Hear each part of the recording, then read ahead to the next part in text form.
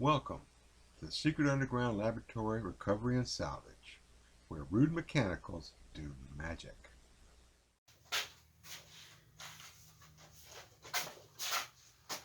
Hello, I'm Bronze Age, Director of the Secret Underground Laboratory Recovery and Salvage, and today we're going to be putting this cabinet door back together again.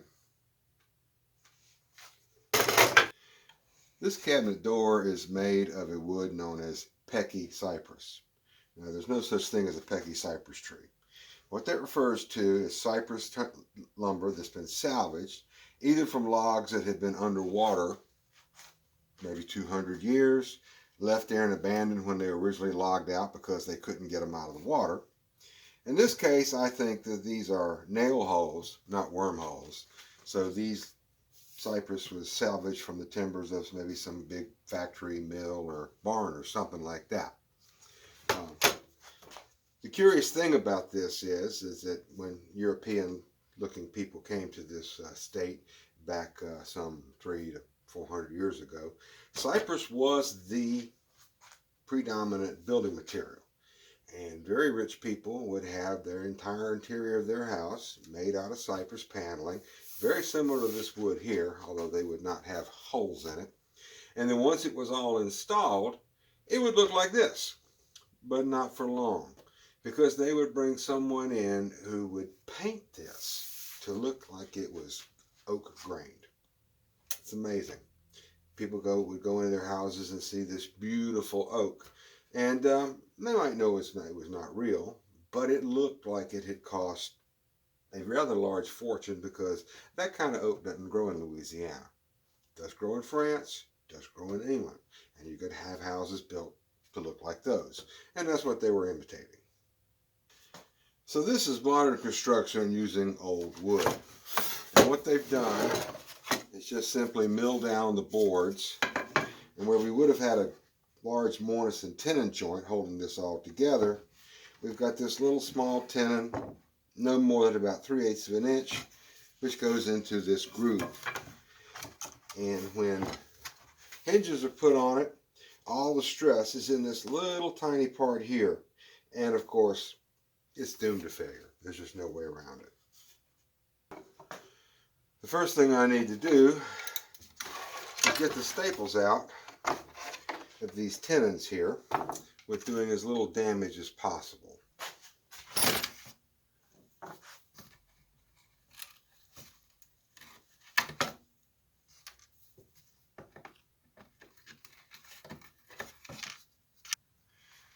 First step to putting this thing back together is gluing it back together exactly the way it was made the first time, which was about 5 seconds before the battery went dead. Anyway, what I did while nobody was watching was put wax paper behind these strong backs, clamped them in place, put glue at each of the corner joints, and then wiped everything clean after I had it clamped. And this is going to sit overnight. In the morning we'll take it apart and address the cause of this failure and be ready to go back to the customer. Well, the glue came out nice, but that's not a sufficient repair. Now, there's various ways to handle something like this.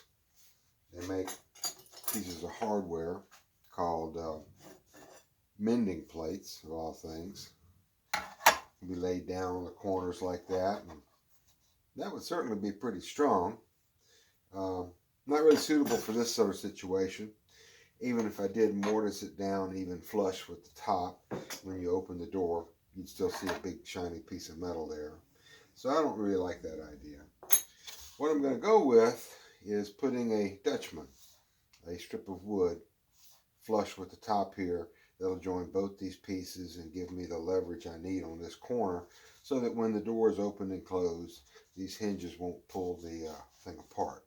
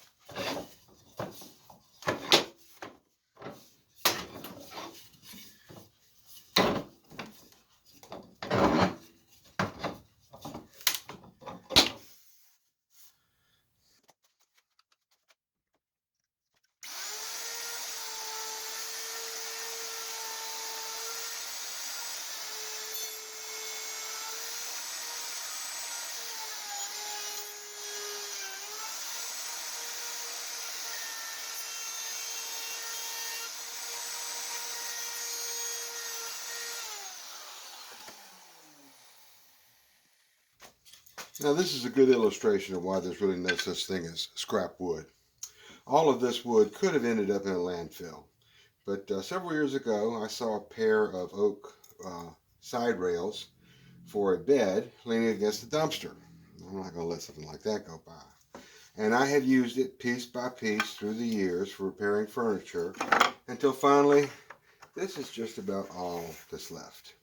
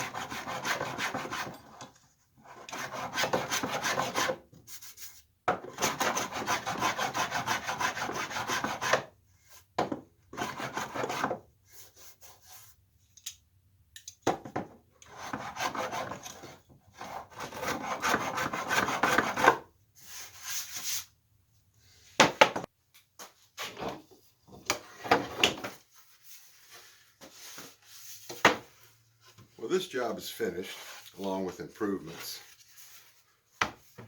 This piece in here, which you can call it what you want, a Dutchman or splint, splice, who knows.